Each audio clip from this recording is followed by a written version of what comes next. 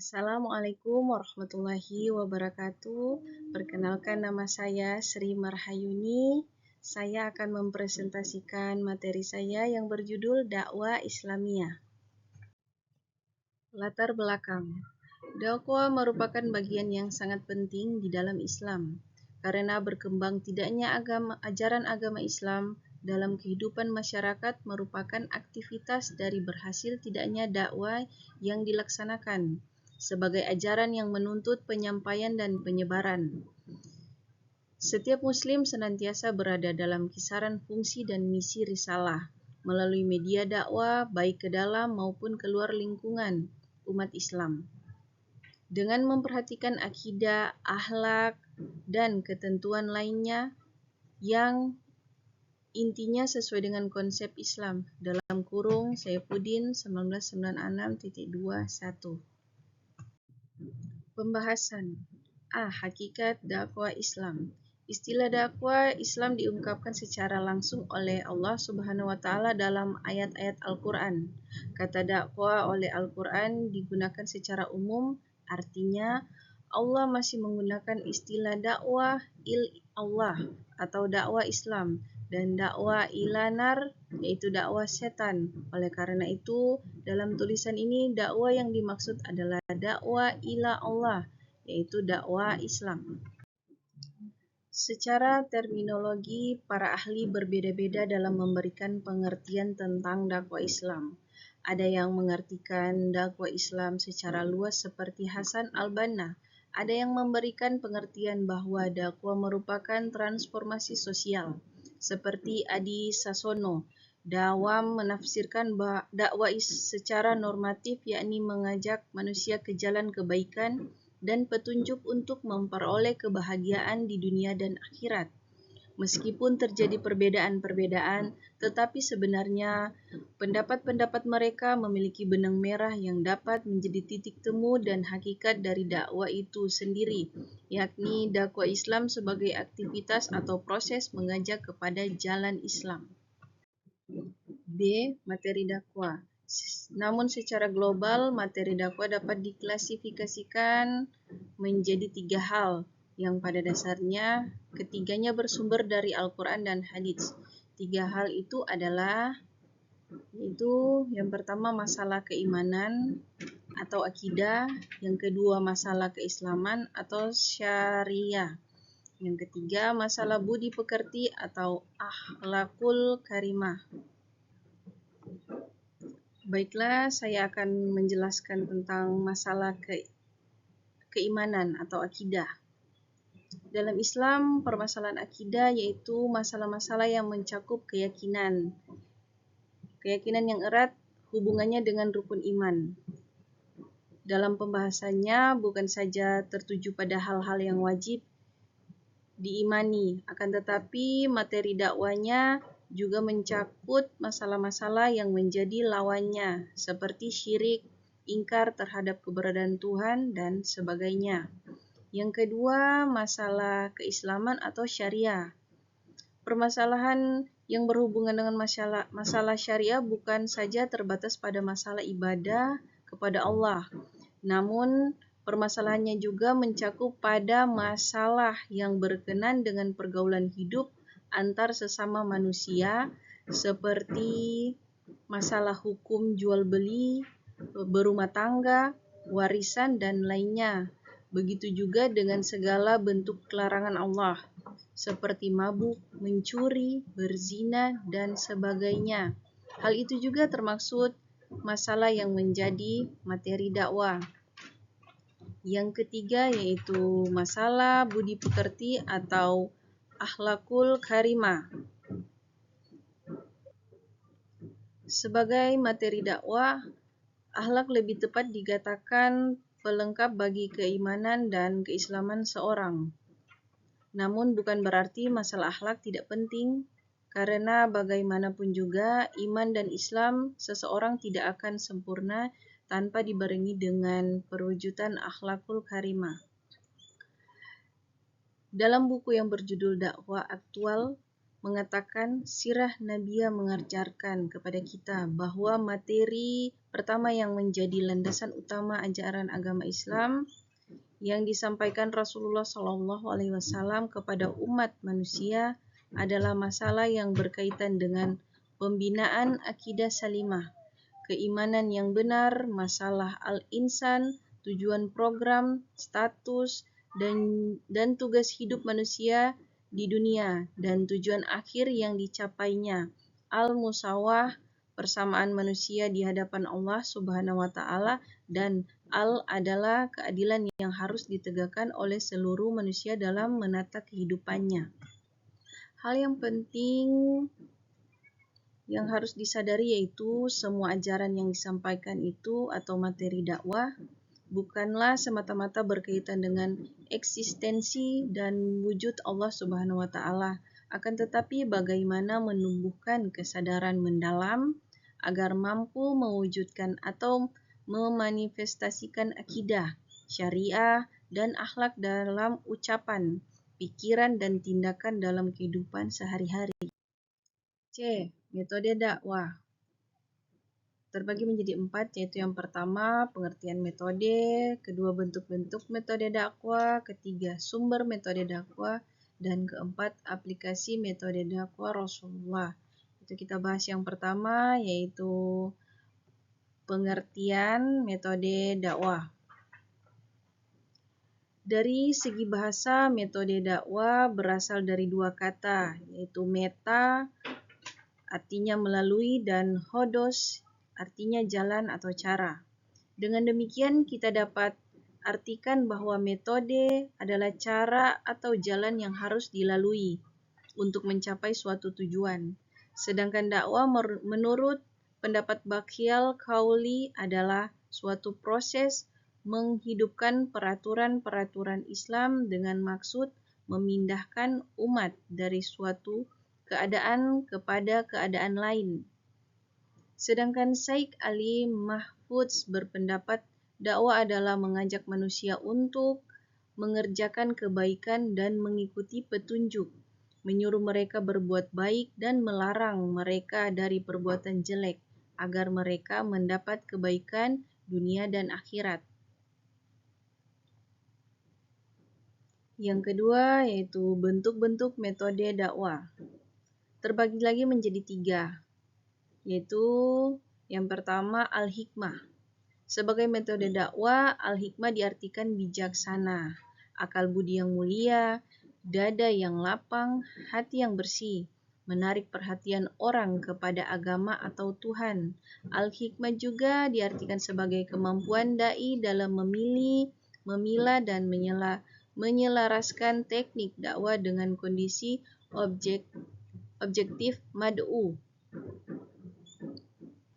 Di samping juga itu al-hikmah diartikan sebagai kemampuan seorang dai dalam menjelaskan doktrin-doktrin Islam serta realitas yang ada dengan argumentasi logis dan bahasa yang komunikatif.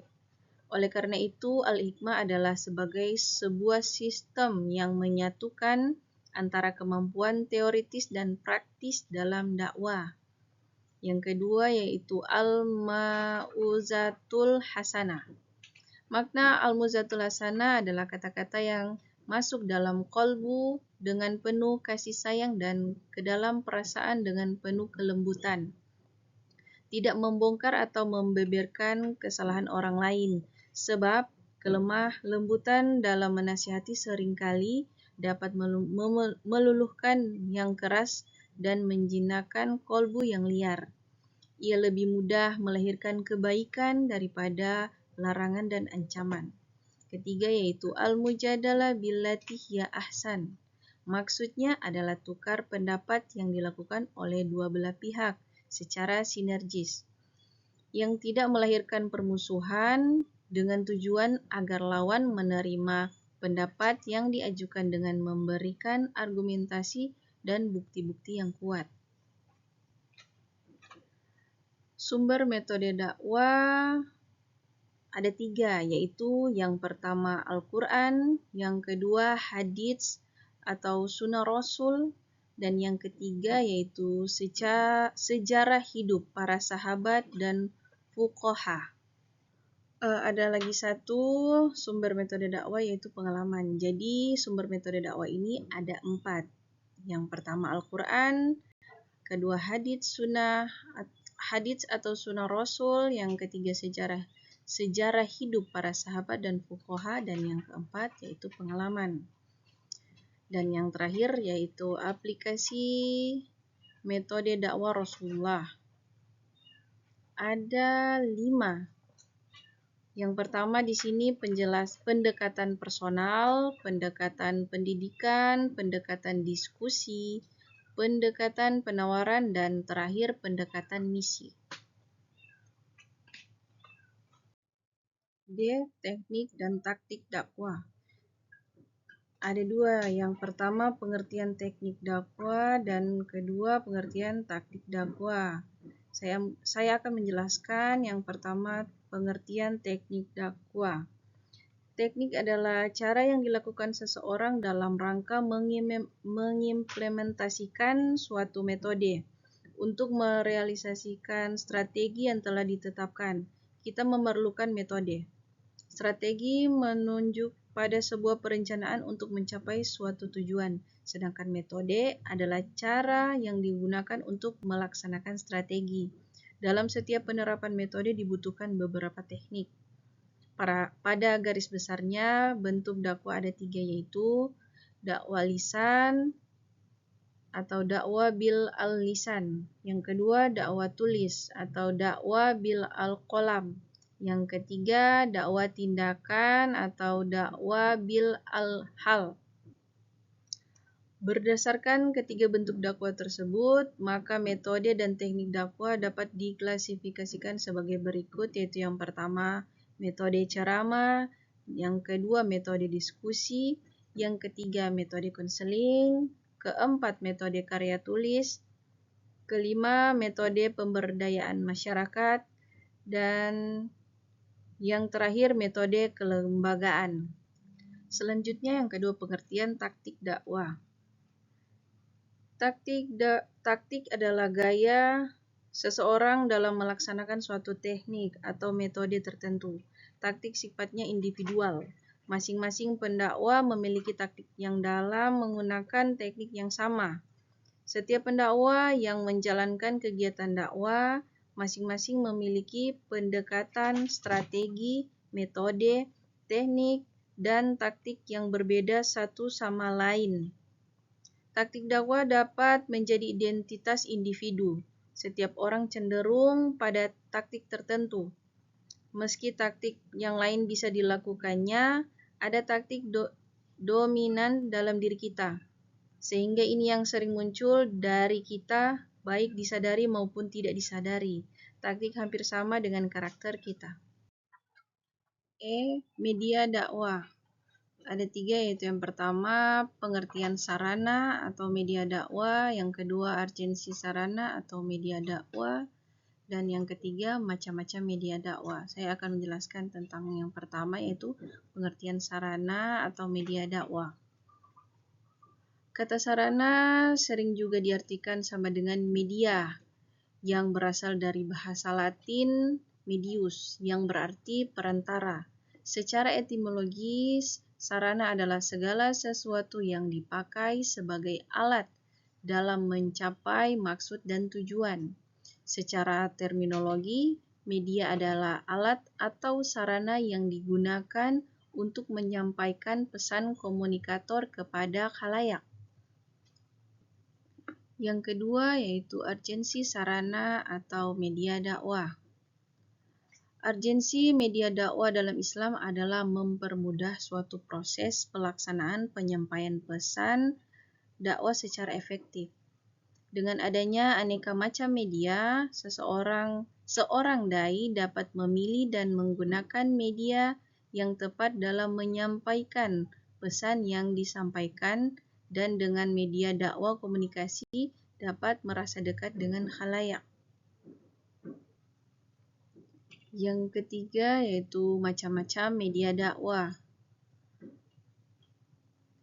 Berdasarkan pengertian media dakwah sebelumnya, bahwa media adalah segala sesuatu yang menjadi perantara, maka ada beberapa macam media yang digunakan dalam suatu proses dakwah dengan merujuk kepada pendapat beberapa pakar, yaitu Hamzah Yakub membagi sarana atau media yang dikatakan sebagai wasilah dakwah itu menjadi 5 macam, yaitu lisan, tulisan audio, visual, dan akhlak.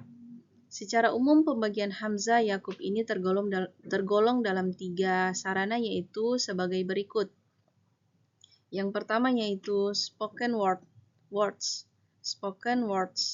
yaitu jenis media dakwah yang berbentuk ucapan atau bunyi yang ditangkap dengan indera telinga seperti audio, telepon, dan sebagainya. Yang kedua, printed writing, yaitu